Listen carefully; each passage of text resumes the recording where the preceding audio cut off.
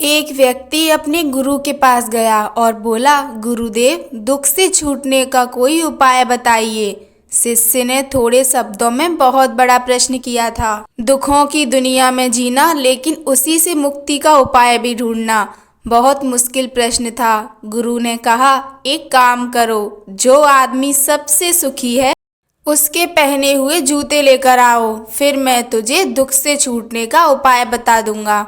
शिष्य चला गया।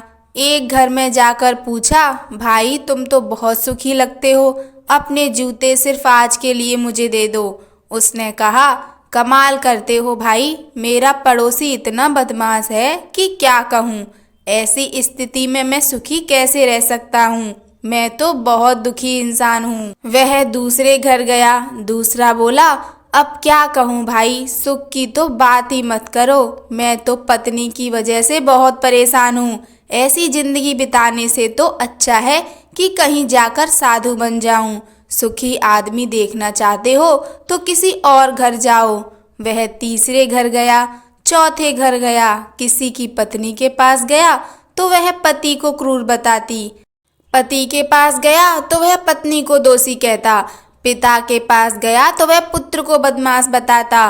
पुत्र के पास गया तो पिता की वजह से खुद को दुखी बताता। सैकड़ों हजारों घरों के चक्कर लगा आया। सुखी आदमी के जूते मिलना तो दूर, खुद ही के जूते घिस गए। शाम को वह गुरु के पास आया और बोला, मैं तो घूमते घूमते परेशान हो गया, ना तो कोई सुखी मिला और ना सुखी आदमी के जूते। गुरु ने पूछा, लोग क्यों दुखी हैं? उन्हें किस बात का दुख है? उसने कहा, किसी का पड़ोसी खराब है, कोई पत्नी से परेशान, कोई पति से दुखी, तो कोई पुत्र से परेशान है। आज हर आदमी दूसरे आदमी के कारण दुख भोग रहा है। गुरु ने बताया, सुख का सूत्र है दूसरे की ओर नहीं बल्कि अपनी ओर देखो, खुद में झांको, खुद की काबिलियत पर गौर करो। प्रतिस्पर्धा करनी है तो खुद से करो, दूसरों से नहीं। जीवन तुम्हारी यात्रा है, दूसरों को देखकर अपने रास्ते मत बदलो।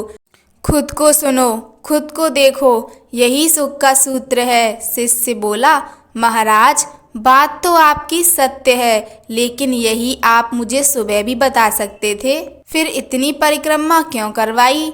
गुरु ने कहा, वत्स, सत्य दुष्पाच्य होता है, वह सीधा नहीं पचता। अगर यह बात मैं सुबह बता देता तो तू हरगिज नहीं मानता। जब स्वयं अनुभव कर लिया, सबकी परिक्रमा कर ली, सबके चक्कर लगा लिए, तो बात समझ में आ गई। अब ये बात तुम पूरे जीवन में नहीं भूलोगे। कहानी सुनने के लिए आप सभी का धन्यवाद। जय श्री राम।